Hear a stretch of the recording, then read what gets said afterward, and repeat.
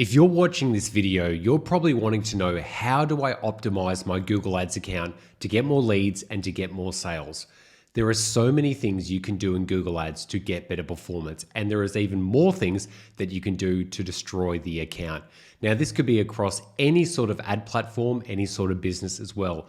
But this is a tool that I've built internally here at MarketLead called the Gap Analysis tool.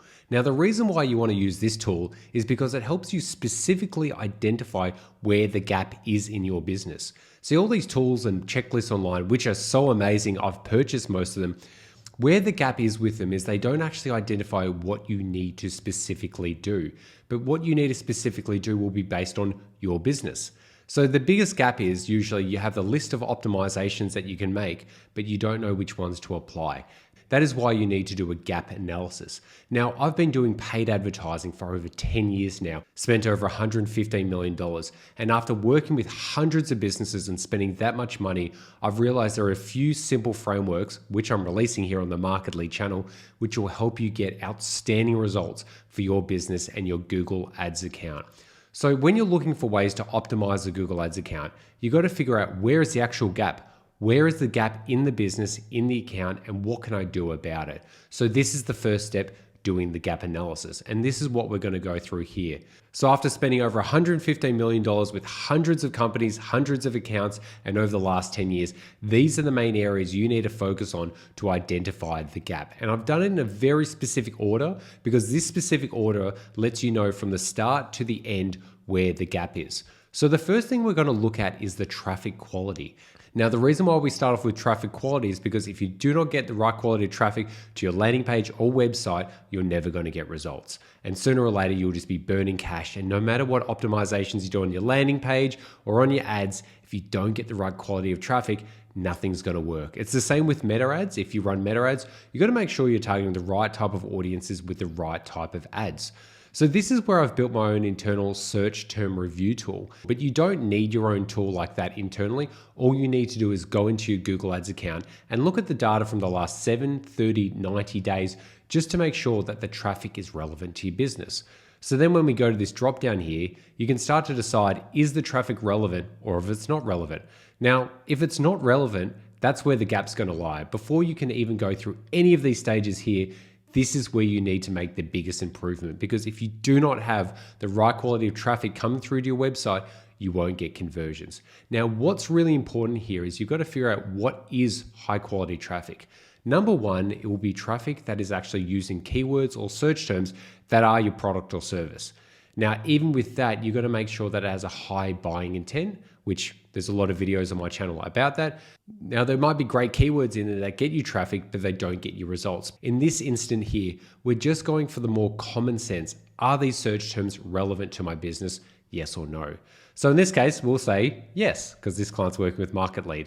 Now, what I have over here on the right-hand side is the data or metrics. Now, the traffic quality won't have a metric because that's qualitative, which means it's based on quality, whilst these are quantitative, being they're a number. You can't put a qualitative metric on this because it is up to interpretation and personalized experience. So that's why there isn't any data here. Now, the next would be looking at traffic quantity. So if you're getting quality traffic through to your landing page or your website, are you actually getting enough? And another reason why we're going to be looking at traffic quantity is because this happens with a lot of businesses. They do get the right quality of traffic, but they're just not getting enough to be statistically significant enough to make any changes or ultimately get enough leads. So if we look at the traffic quantity here, over the last 7 days for this client, there's been 1,000 clicks, 14 days, 3,700 over the last 21 days, and then 5,400 over the last month. So I'd say that's enough traffic. So the selections I have here will be good volume, low volume due to budget, or low volume due to search impression share. Now, why do I put these three here? Good volume, I would say that's usually based on, am I getting about 100 clicks over the last 7 days? Could be more, could be less.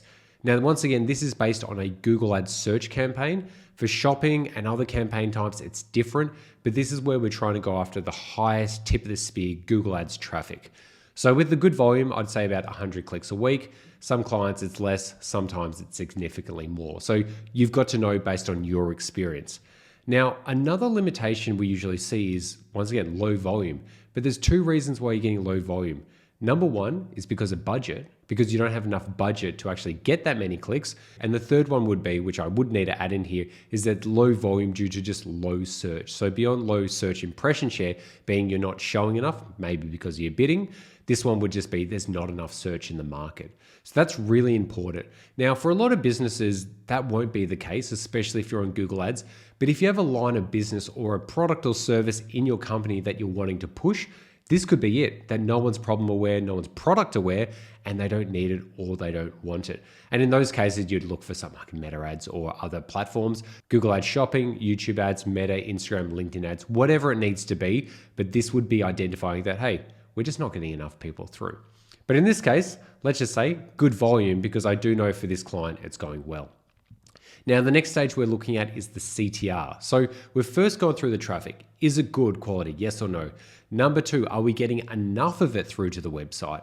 Now, the third one is CTR. Now, a lot of people talk about this. A lot of people in the past talked about it. This is really important for things like quality score, engagement, and just making sure that your ads are actually relevant to the market.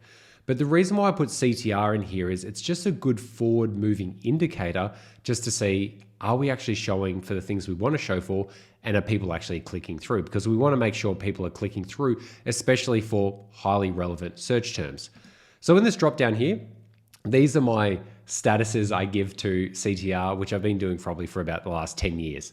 Very poor would be anything from 1% to 2% or lower, obviously. Average, I'd be saying, is 2% to 4%. Great would be 4% to 7%. Excellent would be 7% to 10%. And then God mode would be higher. Now, different industries have different metrics.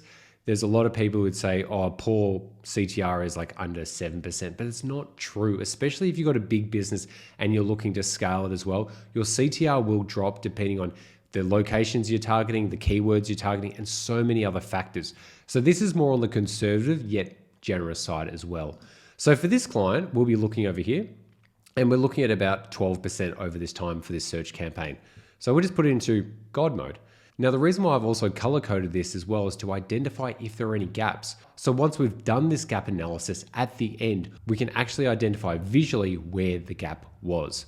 So the next part we're going to go into is quality score. Now, I've just released a video on lowering your CPC and quality scores as well. Now, the reason why quality score is important for Google Ads is because if your quality score isn't strong, then ultimately your ads are not going to be showing as much, you won't get as many clicks, your cost per click will be higher, and that's a big issue as well. So whilst this isn't a main metric to look at, it's definitely one that does influence it, and it's one to definitely know about as well. So in here, anything from 0 to 3 is really red flag, the business is burning. Anything from 4 to 6 is probably in that average range, and you'd want to be doing a bit of work on your landing pages, your ads, your keyword selection to get improvements there. And then ultimately you want to be moving to that 7 to 10 range. 10 is very rare unless it's your brand name or you've highly optimized these pages or landing pages for years. Anything in the 7 to 9 range, I think, is the goal to aim for, probably the 7 to 8 range.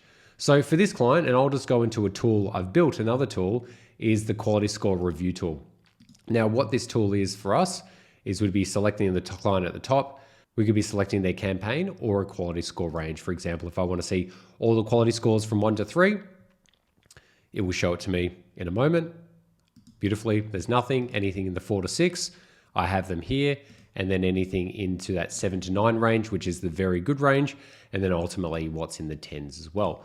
But I'll remove that now. And why I look at this, it's really important, is because I want to see what keywords have the highest conversions, when I look down here, the highest clicks, and what their quality scores are. Because there's a lot of businesses that get a lot of conversions from certain keywords that have low quality scores, and that is the lowest hanging fruit, versus you've got keywords that you should be getting more sales from, more clicks from, and you're like, by doing this analysis, you start to realize, oh wait, it's because the quality score is low. It's probably that more than anything else. So in terms of the gap analysis tool, going back here, we can see for this client, that it's pretty much all in the green. And that's what we're doing. We're just doing a bit more of a spot check on this just to ensure that the quality scores are good.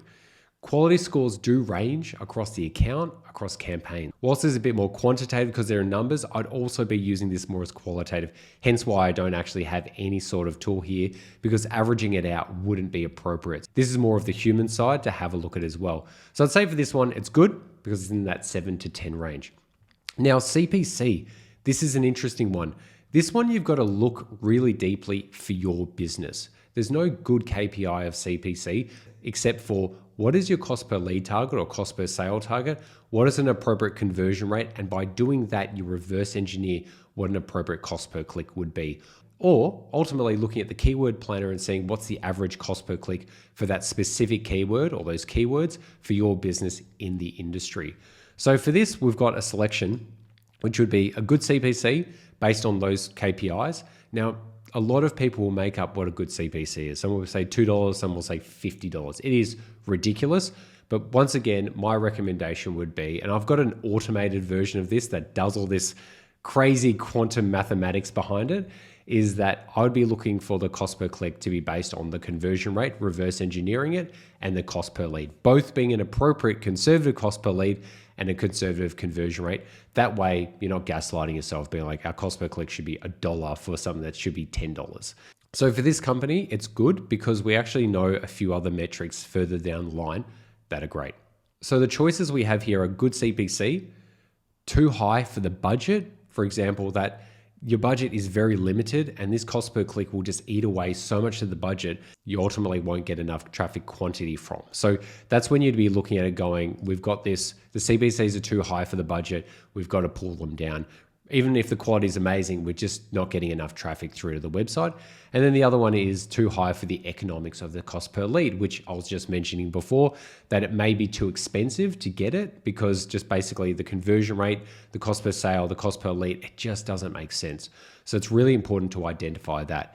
Now for this client, their cost per lead target, and this is where we're going to the next stage, is $15. So actually for this stage, this cost per click may actually be too high. Now, conversion rate. This is another area where people say, we've got a 40% conversion rate for our business or a 15% or a 2%.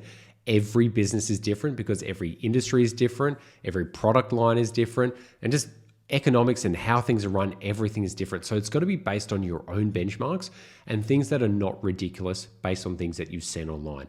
I see so many people talk about high converting landing pages, me included. And that's not the case for all businesses all of the time. We've got landing pages for clients that are converting at 4%. Now, people be like, that is horrible. But the reality is it's a highly, highly, highly specialized industry where the client value is so high that any lead is outstanding. So you've got to know what a good conversion rate is for your business based on two things. Number one, the industry benchmarks, and number two, your internal KPIs. So your internal KPIs would be, how many sales do you need? What would be your cost per sale goal? How many leads do you need for those sales? And then realizing if your cost per sale goal is a certain number, divide that by the amount of leads you need. That's your cost per lead target. And then based on your conversion rate or your cost per click, you can either reverse engineer either of them. But with this, the conversion rate is super important. You've got to identify it for your business. And you can't just be going, oh, this is what other people are doing, because those numbers honestly are made up. They're either high conversion rates for low quality offers, being at a PDF download, or they're a low conversion rate, but very, very, very high ticket, something very specific that people want. So you've got to do it based on your business, the economics, and understanding the traffic, the funnel, and the offer that you're putting out to market. But in terms of what I do here is I have 4 selections here, and this is on the very conservative side. For a website, if it's converting higher than 3%, I think that's very good because most websites do not convert higher than that. Under 2%, I'd be saying there's a bit of an issue here and there might be a bit of a gap. Now for this client, it's pretty crazy. They're at 29% and actually is 29%. They're in a fast moving industry where people come to the website, make a booking, and that's it. So the website's converting very well. Sometimes it converts at 35%. Sometimes it jumps down to 21%. Even though that sounds outstanding, the client does freak out when it gets lower. So you've got to know it for your business. So 29%, I'd say for any business is excellent. But for this one, it's probably on the good side, not excellent. There's 2 other ones I've added in here as well, is landing page good and landing page low. The reason why is because you want to have your own benchmarks for what a landing page is for your business. When is it going well and when it's not going well? I would say a good landing page is over 5% because it's operating higher than a website. And then under 5%, you'd probably be questioning, why isn't it converting? Because the goal of a landing page is to squeeze it. Well, they used to be called squeeze pages, but squeeze everything so people just take action immediately, have a direct response from it as well. So for this one, we could be saying that their conversion rate is good. And then we go to the cost per lead. So this is where you'd be looking at your cost per lead data over this time period, which we're seeing for about $18 to $17, but we know their target is $15. So this is actually a bit higher than their cost per lead target. So this is where we start to look at the main metrics, which would be good. If it's under 20% of the KPI, that's excellent. Hitting KPI, which would be within that under 20% to about 20% plus. And then ultimately there's too high, which is over 20% of the KPI. Now, this is just a template. This does change, and you've got to have your own intuition for your own account, for your own business. Sometimes you can get cost per leads that people say this all the time. If the quality of the lead is higher, I'm happy to pay 5 times as much. But you've got to ensure that you're tracking the quality of lead, so you're not just paying more for leads and then not knowing the quality as well. But that's what I'd be doing on that side, is just looking at, are we hitting KPIs or not? Which for this client, I would say we are still hitting KPIs because this is a pretty ridiculous number to hit. So if we look at all of this, we can start to understand, color-coded, that the actual gap right now is the cost per click. It's too high based on the economics of the business. And this is where we'd go to the next stage. But this is the gap analysis, not the optimization. So when we're looking at this, now we know, okay, we need to be focusing now on cost per click. Now, if there was something else in here, like we thought that the traffic was not relevant either, that's when we'd be working on the traffic quality and then also working on the cost per click as well. And if this wasn't good as well, we could start to go, okay, economics not working, the landing page and the traffic quality. But if in this case it wasn't working, I'd be going fixing this, because a lot of times you get better traffic and then you get better conversion rates, and then ultimately this would start to balance out. Or ultimately you realize that the cost per click, it doesn't really matter. But for this client, we do identify that if the conversion rate is at 29% and we're not hitting those KPIs, then reality is it is the cost per click, because cost per click times by your conversion rate will be your cost per lead. And that's why you've got to know all your numbers in the business, your own benchmarks, your own KPIs, and then reverse engineer it. So then you can actually start to identify where the gap is in for your business. So we do this for every single client at Market Lead. Every time there's a challenge, I will go through this manually. I have an automated version, but why I love doing this manually is it forces me to go into the accounts on a deeper level and just be more systematic around each pillar. And hopefully after this video, you've noticed why all of these are important, because this can really help you identify where the gap is in your account. Now, there are so many things with the conversion rate that it could be the landing page, it could be the traffic, it could be the website, whatever it is, that's when you dive deeper. But if this number was good, then you would leave it. Or if this number was good, you'd leave it. You just got to find specifically what it is, and then you dive deeper, because so many people optimize things that are not broken. And that's the biggest risk with advertising accounts. They see checklists or other optimization tools. Let's just do this, but it's not actually fixing the gap. Now, this is just for a Google Ads account. We've got this for Meta ads, Bing ads, other channels, and also for our clients' businesses as well. So it moves just beyond the Google Ads search. We've got it for Performance Max. So many ways you can use these types of frameworks to identify where is the specific gap in your business. So it can start on the ad side, the traffic side, the lead side, the sales side, the operation side, wherever it is, but you need to do a gap analysis, or you might be focusing on the wrong things, optimizing the wrong things, and you've got one or two things that if you just fix that for the business, everything would work out. So if you need help with your Google Ads account, something like this, but even beyond that with the management and the optimization, reach out to us at Market Lead. That's what we do exceptionally well. I've been personally rated one of the top 100 PPC influencers and experts in the world for the last 3 years. That's why I'm sharing this material, so you can actually get the best result for your Google Ads account. But I'll leave it there. Remember, like, comment, share, subscribe, but most importantly, enjoy.